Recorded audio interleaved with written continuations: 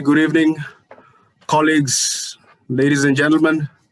I'm your host this evening.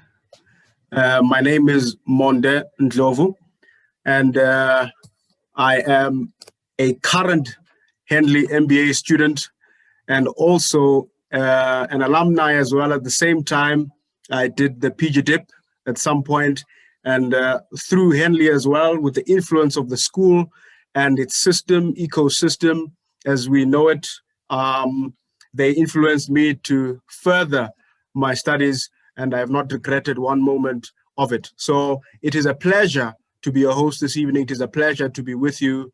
It is a pleasure to listen to the Honorable Doc, who will unpack this theme for us and really give us some insight to what it means to redesign your career, redesign your frame of mind, redesign your thought process.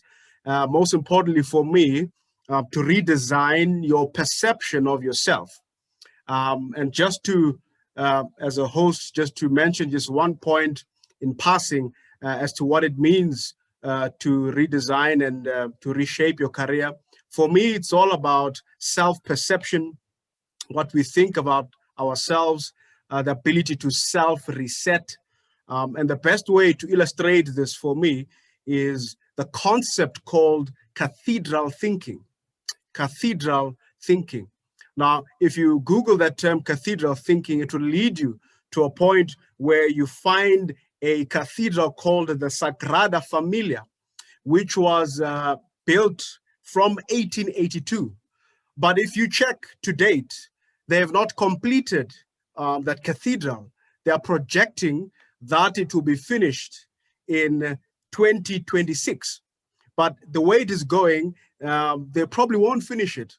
And I think the point for me with cathedral thinking is that you're putting one brick on top of another brick, and at the same time with a forward-looking view of your life, of yourself, that you have not finished. And even when you are done, you have not finished, and the work and your work lives after you.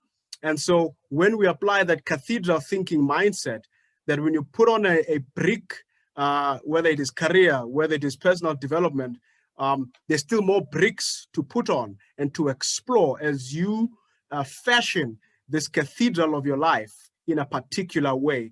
And so from myself as the host, just to throw that pebble in the pond, that there is a concept called cathedral thinking, which you can apply, which applies right across as we build to reshape not just careers, but reshape and build the country, reshape and build Africa, and reshape and build the institutions and organizations that we are all part of. Having said that, we would encourage you to join us online on Twitter, in all the social media platforms at Henley Africa. And the hashtag for this evening, as it has been when the job fest started, is hashtag Job Reset Fest. Hashtag Job Reset Fest. Now, to not waste any more time, I'd like to introduce the lady of the hour, who's going to mesmerize us with her charisma and her mind, that we look forward to, Dr. Puleng Mahualibe. And just to tell you briefly about her, she's very passionate about creativity, innovation, design thinking. And in fact, it is quite rare that one would describe a woman, a Black woman for that fact, to be in the design thinking space, innovation space, like her. And so really, she's definitely a guru in the space. She's also a speaker, a panelist, a facilitator, a consultant as well. She has over 20 years experience in the private sector, government, and education institutions. You'd like to know that she holds not only a BSc in computer science, but also in statistics, right? So quite a logical person that we're dealing with here. She also has an MBA, a PhD in business management from the University of Cape Town. Not only that, but she's a global thinker. Global leaders refer to her indeed as a creative and innovative person. Not only that, but she's also had numerous awards, but I'd like to just pick one to highlight that in 2019, she was awarded to be part of the women leaders of the world. And in fact, now she has joined Women Leaders of the World Council. Now that's quite an achievement for the Honorable Doc. So we are excited, Doc, to be here to listen to you, to challenge us, to think in a particular way. And we look forward to your input, and we also look forward to all the comments and the questions that will come your way, not my way, because we're here to listen to you, and you are going to answer us and challenge us in that particular way. We're excited. Thank you very much to Henley as well for creating this opportunity for us to host and to be part. And we indeed look forward to the input. Doc, the platform is yours. Absolutely. Thank you so much, Monde. Don't you just love him as a host? He like sets you up for success and says things about you. And I love the concept that you shared. I'm going to research about it, cathedral thinking. I absolutely love it. I want to say to everyone that I'm very excited today. This is my first talk for the year. And coming out of COVID, yeah. So I had COVID the beginning of this year. It almost killed me. Yes, so I'm really excited this evening to be alive. I'm so excited. COVID, when you have it, it teaches you to respect life, to have gratitude, to think so differently about breath. When breath is so precious and energy is so precious, when you have to beg your body to go to the bathroom and say, please, may I go to the bathroom? And you walk slowly up the staircase, short staircase, and as soon as you get to the top of the staircase, you take about 15 minutes to recover your breath. It's hard. So I have a very different approach, a very different gratitude to life after suffering from COVID in the last couple of weeks. So the topic today is also very close to my heart. It's my purpose. It's what I do in business schools. It's what I do in the world globally. It's the signature of my work. And it's very close to my heart to be able to align your career with your work. So for me to share this, I would like to just share a slide that I have prepared for you. I'm going to be sharing. So I only have 40 minutes, I was told, and it's just after 6:20. So I'm going to try my best to cover what you see on your screen. The first thing being a little bit about my story, how I got exposed to Ikigai, how I've used it in my life, and then a little bit about exploration around purpose and work, this existential crisis that we have in the world. And then we're going to talk a bit about COVID, I think, as a catalyst to help people build meaningful lives. And then we'll talk about what exactly is Ikigai and how can we apply it to create lives of purpose. And my story. I wonder, when you look at this picture, what do you see? What do you see when you look at this picture? What do you see? If I could have a couple of responses on the chat of what's the first word that comes to your mind when you see this picture? I see joy, passion, happy, elation, winning, achieved your goal, happiness, passion, celebration, passion, excitement. I did it. Excitement, passion, contentment. Yes, I did it. Victory, triumph, excitement. I see all of those beautiful words. The one that comes much more often is passion, that I've seen much more regularly is passion, and that's exciting. Now, I'll tell you when this picture was taken. I was running a design session for Accenture.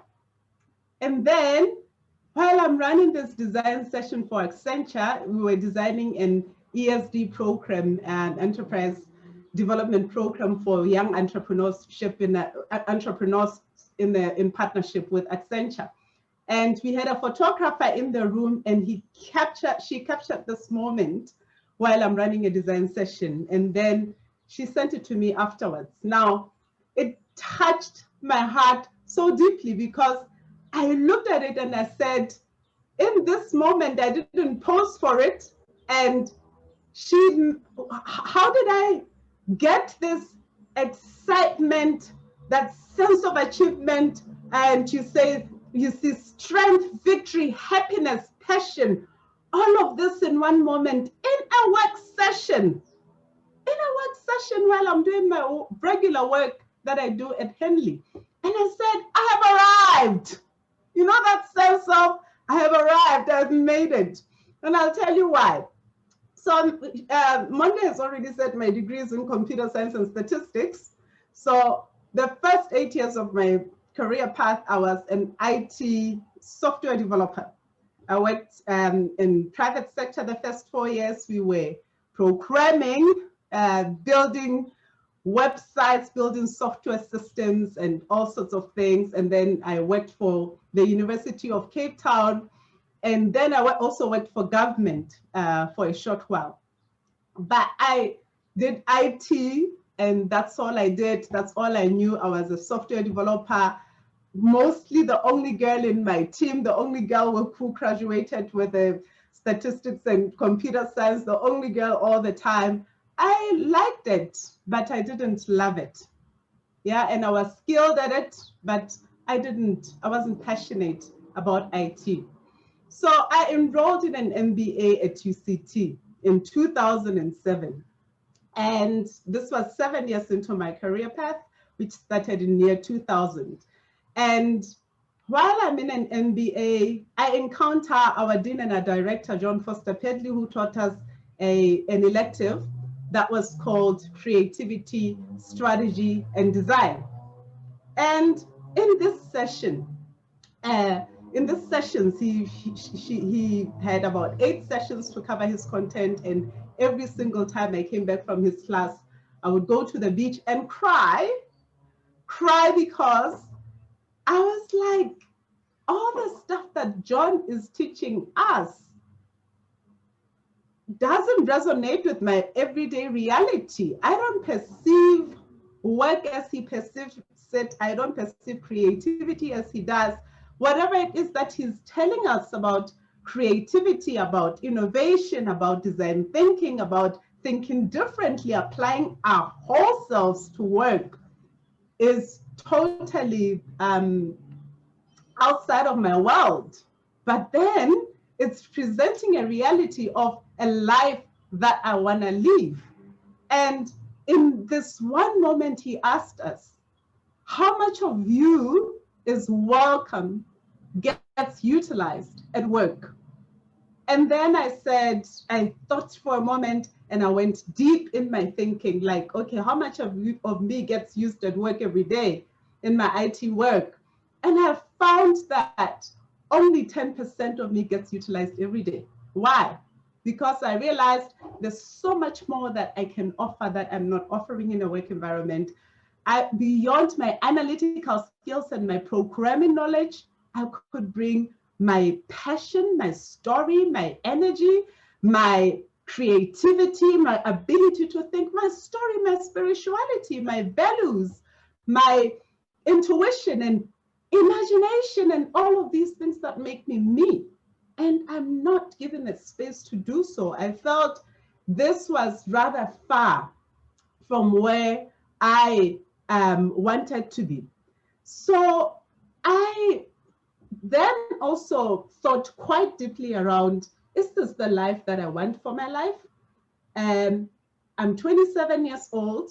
Do I want to get to 60 years old and look back and say, I used 10% out of 40 hours of my every week in my life, in my 40 years of working? And I realized I got to change my story. So I pursued this whole new journey of self-discovery, understanding myself and understanding my calling, what I'm about, and changing my reality. And I can proudly tell you in this moment, this picture that was taken in 2019, March, in a design session with Accenture, said to me, thank you, Lord, after 10 years of pursuing this mission and vision of wanting to live out of my heart and bring in my whole self, I have actually achieved it. But I didn't just achieve it overnight. It was a journey that I will get to share with you. Now, questions of purpose of work and work are deep, and all of us on this call, I believe, are here because we have those questions. We have this existential crisis of, why exactly am I doing what I'm doing again? And who am I doing it for? And for what? Especially now during the COVID time, during this lockdowns where we're kind of at home and you're sitting in front of your computer from 8 to 5, your kids are in the house, your partner is in the house, and you're like, okay, why am I doing what I'm doing? Why am I waking up? Why am I spending time away from my kids exactly and doing this that I'm doing? And for what? What's in it at the end of the day? Now, with massive retrenchments that are happening across industries, where organizations come to a place where they give you that Section 189 letters overnight and say, sorry, redundancy, or sorry, we can't afford you anymore. And it just happens overnight. It's scary. It's really deep questions that we're asking ourselves around life, around purpose, around work, around our careers, around everything that is happening around us. Now, when you think about a fish, you put it in water and it just swims and it just continues its purpose. Think about the spider weaving that web, and it's a skill, and every morning it wakes up and it just weaves that web, and it comes naturally and it's inspired possibly. In fact, we had a Standard Bank program last year, Pan-African program, where we had a guy from Zambia sharing about the kente, that the origins of a kente, they looked at, one guy was looking very closely at how a spider weaves its web. And then he said, what is it that as humans that we can learn from a spider as it weaves its web, that we can go and weave this unique blanket? And then they started to weave the kente, and that concept came from that place, which I find very intriguing. Now, existential crisis is interesting. There's a philosopher who said it's a typical modern society, in a typical modern society in which people do what they're told to do, or what others do rather than what they really want to do. They often try to fill the gap between what is expected from them and what they want from themselves with economic power or physical pleasure, or just by numbing their senses. It can even lead to suicide, because you just wake up every morning and you just do what you're told to do, and you just do what you gotta do. You just wake up each day and it's all about just feeding your children and paying bond and doing what you gotta do. And it leads to depression and all sorts of mental diseases in individuals. So how do we rethink and just reconnect with ourselves and use this time of lockdowns and this time that's really rough out there, COVID times are really rough, and start to really think deeply around the question of purpose and life. Last year, the beginning of COVID, I was asked to give a talk at the 21 days, which was a similar kind of like a series like this. And I said, why don't we reframe COVID? Somehow there are positive aspects to this season So I said this at the beginning of lockdowns in March last year. And I came up with this framework and I said, what if we just reframed COVID and shifted more to positivity? What would it look like, and how can we use creativity to just shift to a positive mindset around COVID?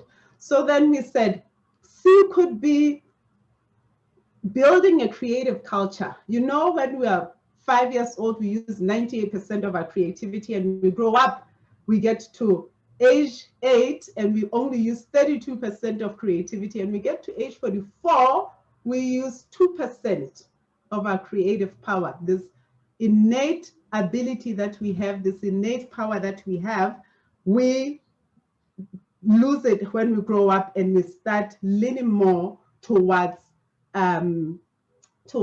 the analytical side and what we know, rather than creating using imagination and applying intuition. So how do we use the COVID time to reignite the creative culture in organizations? We actually needed much more creativity than we've ever needed in any industry. As people you needed your employees to think. You needed your employees to come up with new innovative solutions, implement them, be bold, prototype, be out there and just boldly try some new things with technology and make sure that you remain profitable.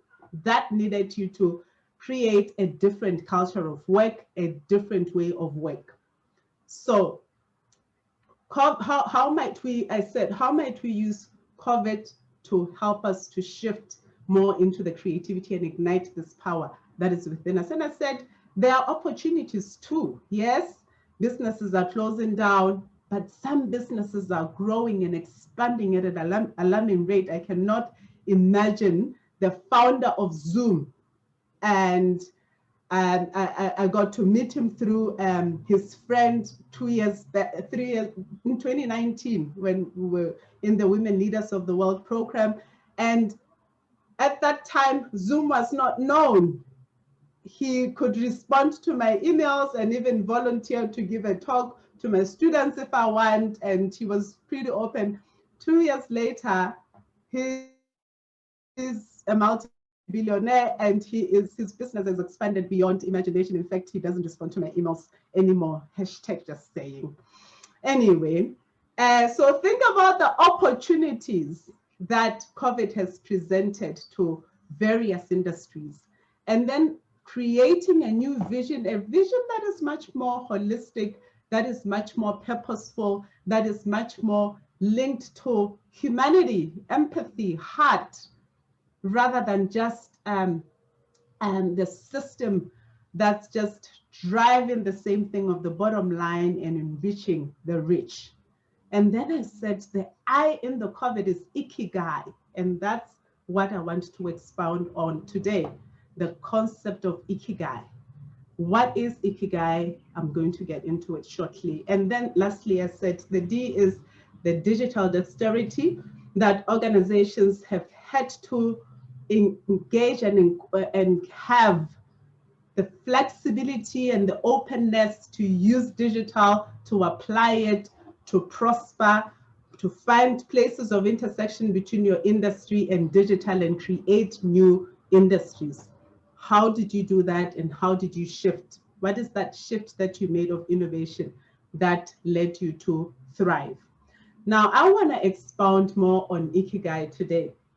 I have 23 minutes left, and I want you to think about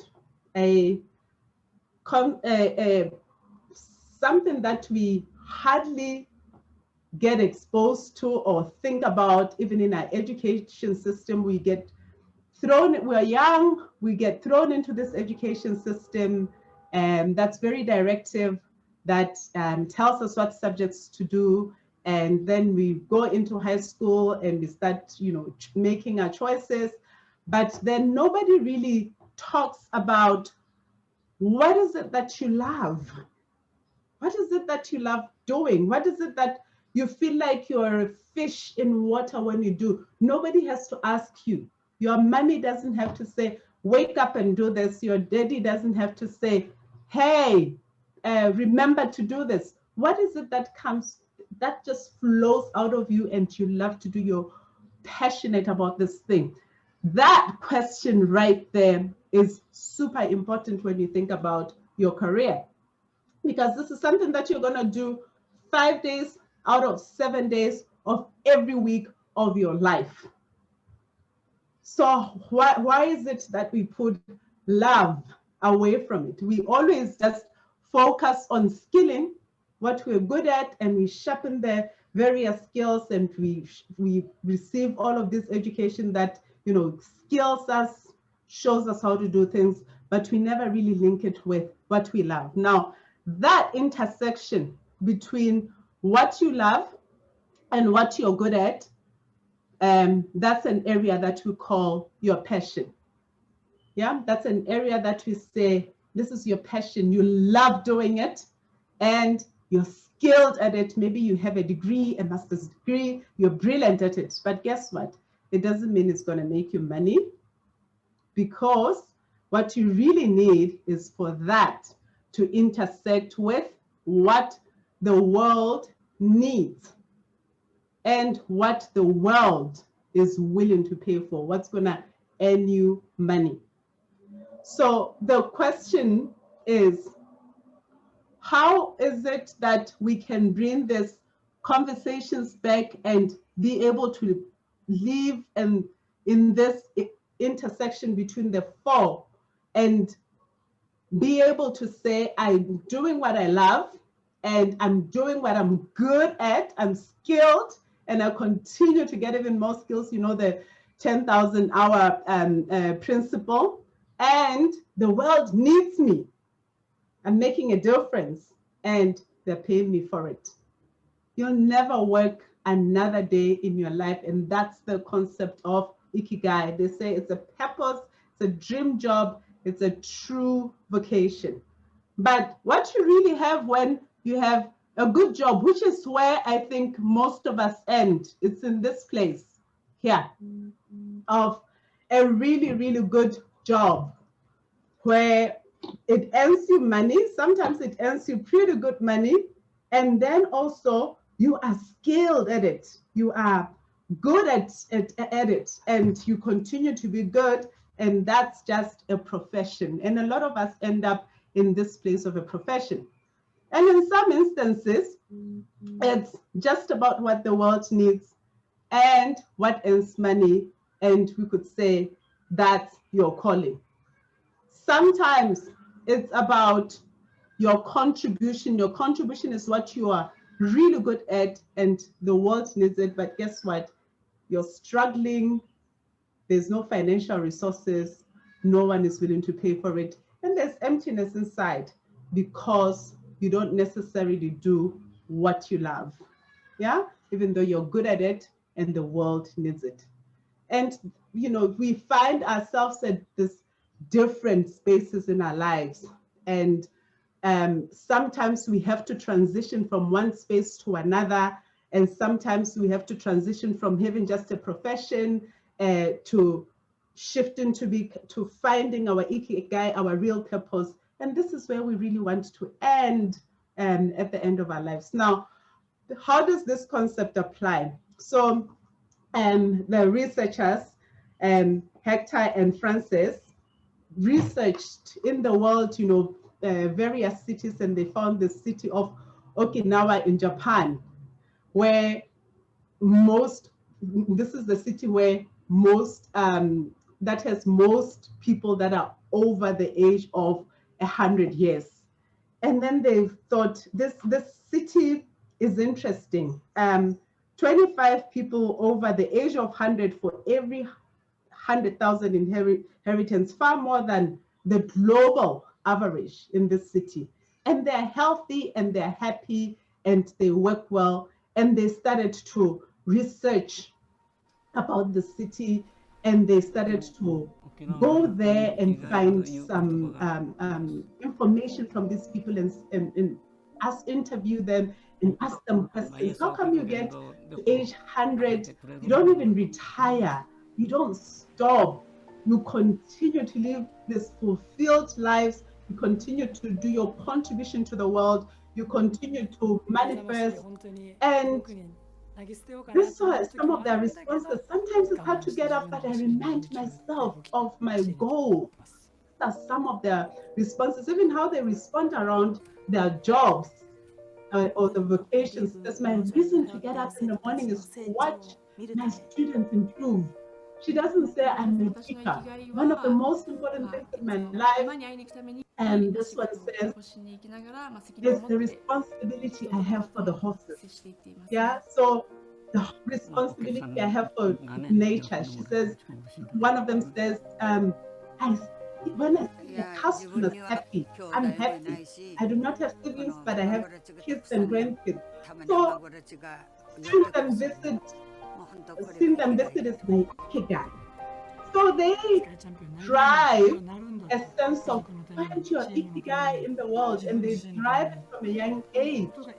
And they live these fulfilled lives. They get to 100 years and they continue, and they wake up every morning and they do work and they manifest future. They live as a community. They also say that they live like brothers.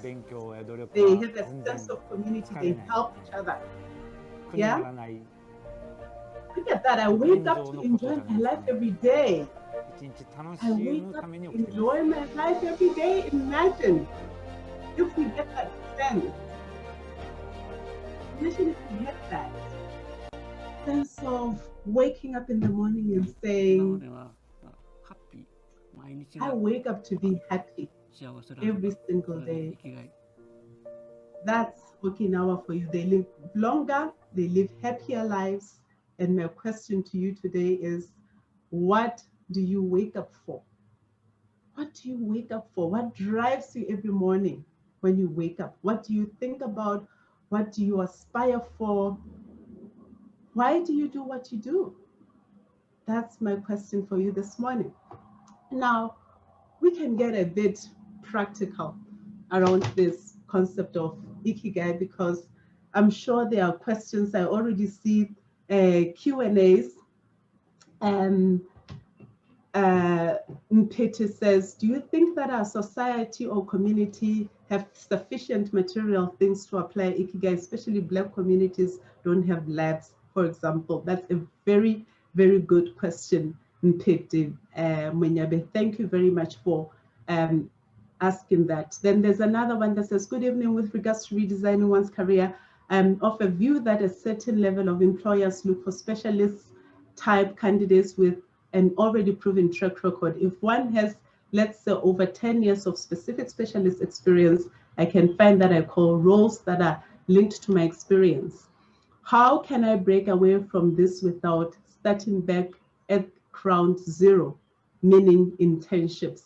That is a brilliant question. I want to start with Mpete's question. So, Mpete, I explored a little bit around this. In fact, I used to even verbalize it at the beginning of my research 13 years back. As I started to work with international communities, I would say to them, hey, this concept will not work here in Africa or in South Africa here, because we are a third world. We are just wanting to put food on the table, just the basics. Life is not about being happy. Life is not about being fulfilled or fulfilling your purpose. Maybe the next generation, maybe our kids.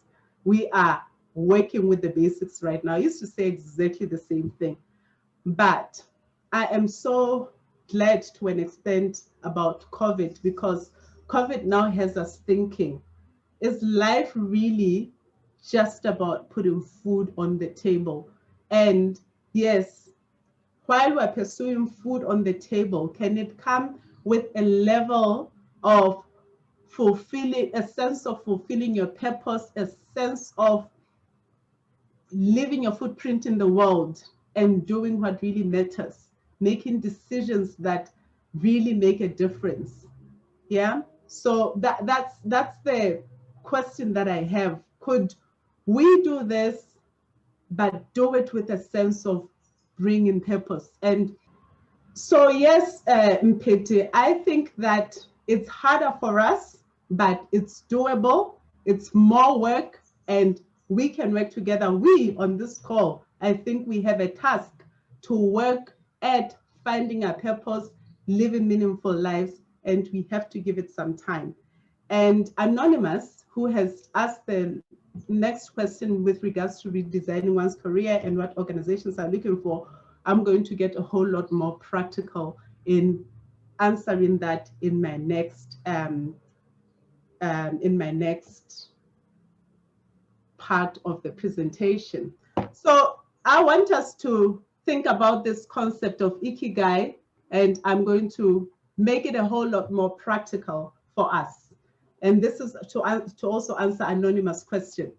So if we went back to the question of what you really love, what you're really passionate about, what you feel is your purpose in life. So what you love to do. So think about in life, what is it that you love to do? What is it that you love to, nobody has to ask you to wake up to do this. And, you know, let me make it a bit more practical. When I was doing my MBA and I was in IT industry doing an MBA, guess what? When it's time to do an MBA thesis, and you're asked for a topic, you're going to do what? Alignment of IT strategy and business strategy was a very big topic 13 years back, earlier on, when technology was only starting to infuse industry. So it was a big topic. It had market. I knew that if I get this right, I'll move up the corporate ladder and very quickly, and I'll be employable. I'll become a director in big organizations. And it was all about that. So I asked John Foster Pedley, because I loved him so much. I said, John, can you be my supervisor? And he said, let's have coffee in the morning. And I said, he said, what is your topic? And I said, my topic is alignment of IT strategy and business strategy. And he said, what does that mean? I said, well, IT departments have got to strategize around the real strategy of the business, and we have to close the gap between IT and business and make sure that the strategy of IT speaks to the strategy of business. And you know, IT is beginning to play a much more strategic role in industry. He said, Puleng, what are you talking about? Say it in simple English. And he said, Puleng, actually stop this. What are you curious about in life? He said, what are you curious about in life? That's what you must research. And I said, almost teary, I said, I'm curious about how we can shift. I spoke about myself. I can shift from applying 2% of me to 100% of me in a work environment. How can I shift from applying, from being present so minimally at work and not bringing my passion, my heart, my whole self in? And he said to me, that's your research. That's your place where your heart is. That's your research. Go and write a 2-pager and a proposal around it. That's going to be your MBA thesis. And as I went ahead, I wrote the 2-pager and I researched in this area. That's the area that introduced me to design thinking, to creativity, and has made me what I am today. And if it wasn't around the question of love, of what you're curious about, if it didn't start from that place, from me, rather than from what the market is looking for. At the time, the market was looking for strategic IT people. It was looking for people who understand and know about alignment of research, of IT and business strategy. But I wasn't gonna, John was like, don't do your life around what the market is looking for. Do your life around what you're passionate about, what's in your heart, answers that are important to you. And I'm speaking to you. Some of you are enrolled in an MBA, PGDIP, and other programs. Some of you are planning to enroll. Don't research around what the market needs. Start from the heart. It makes a difference, a big difference. Because remember, this is a long-term journey that you're going to travel. Only then you start thinking about, okay, fine, around this thing, what are the skills that I need? What are the skills that are important in this area? So I'll tell you my story even around the skills, yeah? But those skills, remember, they must speak to, what must they speak to? They have to speak to what the market is looking for. So what is it that the market is looking for? So what is it that the world is looking for? And remember that the world is changing. The world, the future is happening really fast. Things are happening really, really, really quickly. So you have to constantly be aware of what the world needs. And then after that, you think about what is it that the world is willing to put their money to? What is it that they're willing to pay for?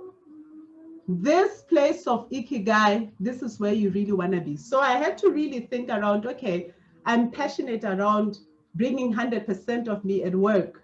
Now, what are the skills that are required for me to further engage in this and to further deepen myself in this place of creating a meaningful life and moving forward much more powerfully? And some of those skills I didn't have at that time. Guess what?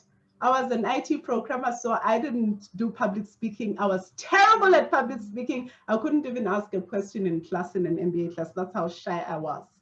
And then I realized, if I'm going to pursue this journey of being a design thinking specialist, a creativity specialist, and really help myself to bring 100% of me and help others to bring 100% of them to the work environment, I'm going to need some public speaking skills. So I went looking for, I enrolled myself in Toastmasters. I did unique speakers programs and all sorts of speakers programs all over the place to educate myself to speak publicly. So it's not that I had the skill, but I developed the skill over about 10 years. Took time. While I was doing a job that I had to do to put my food on the table for my children and my family. So I was still doing an IT job where my heart was not fully in, where I was doing it for the sake of putting food on the table, but my nights, my Saturdays, my holidays, my leave days, I dedicated them fully to enrolling part-time in a PhD to understand design thinking, creativity, and all of that, and to research, to travel the world, to link with international communities. And I created those opportunities for myself. Nobody created them for me. Because I could see that this is where the world is going. Guess what? A lot of people are only hearing about design thinking lately. I've been researching it for 13 years, since 2007. So I could see that this is going to be a big need as we shift into the fourth industrial revolution and automation. Everything that is analytical and that is based on programming and so on is going to soon be replaced by artificial intelligence. So, but people are going to need more human skills. They're going to need more humanity, empathy, and all of those skills that sit in design thinking. So I saw it as a need. In fact, 13 years back when I used to sell this need to the banks, they said, we don't need that skill. We don't need that skill. And you have to go and try the music company down the road because we are a financial institution and we don't need your skill. But guess what? I knew that the time is coming where even financial institutions are going to need creativity and design thinking. In fact, my biggest clientele right now is financial institutions. And I also knew that they'll be willing to pay for it. They'll be willing to pay for that skill. So think about it, contextualize it, think about your own life. And this is going to require you to be a self-reflective person, to have self-awareness, to reflect, to think about yourself and to deepen your knowledge of yourself. And this is going to require you to build some skills. So this one needs you to be self-aware. This one needs you to develop skills. And this one is going to need you to understand the shifts that are happening even with COVID-19. And you've got to have the ability to sell your Ikigai. You've got to be able to convince the market to pay for the skill that you know you're passionate about and you're skilled at, and it's what they need anyway. Now they've got to pay you for it. It's work. It doesn't happen overnight. Now, I need to close so that we can have more Q&A. At least we've answered some questions as we went along. My last 3 slides is this question of purpose. Sometimes it's spiritual and it's unreachable and it's burdening and it's hard.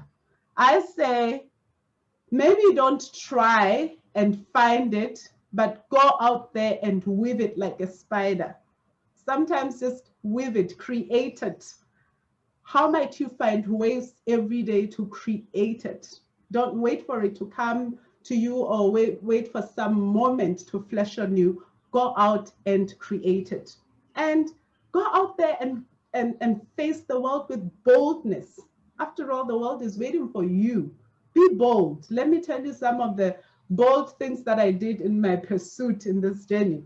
I used to live in Cape Town. And so my husband used to work at Parliament. I used to work at UCT. So I used to drop him in Parliament before I went to the UCT. And then every time I passed Cape Town Convention Center, CTICC, I would look at the screen and see which conferences are coming up, because I was so hungry for knowledge and I wanted to be connected beyond my IT people at UCT, which was my role, to be connected to the whole world around other things, around design thinking, creativity, and so on. So every time I saw a conference and I wanted to be a part of it, I would see a conference, get to the office, Google it, contact the organizer, call them and say, I don't have money to attend your conference that's happening tomorrow, but can I volunteer and attend? And no one ever said no. No one, not one person said no. I attended so many conferences at CTICC as an individual without paying for them. And sometimes I'd go and volunteer and not get a conference back and an internet password, but I would still go and I would still enjoy the speakers and I would still expand my knowledge and I would still network and go to the social events. That's what I did because I was hungry. Be bold. And last but not least, I say, internalize this, craft your own path, not another person's path. Unleash your own potential every single day. Live fully. Be fully present with where you are at. You only have one life left. COVID has kind of accentuated that, because lives are just going every day. We hear obituaries literally every single day. And imagine if a chicken was there for the rest of its life, wishing that it would fly because it too has wings. Imagine how miserable that chicken would be. It wasn't meant for that. It wasn't born for that. It wasn't created to fly, but it was created for its own purpose. Let the bird fly. Let the chicken do what it was meant for. So my invitation is, you are a unique individual. Focus on yourself and be selfish as you pursue this journey and path of Ikigai. I wish to thank you, and I will stop right here. Thank you. Thank you, Doc. I appreciate it. We look up to people like yourself. So we thank the dean who's still on here. Hopefully, we thank the school and the team for a job well done. And hopefully, Job Research Fest has indeed inspired someone out there to live life to the full. Thank you, colleagues. Have a good evening, and may you take care of yourself. Thank you. Thank you.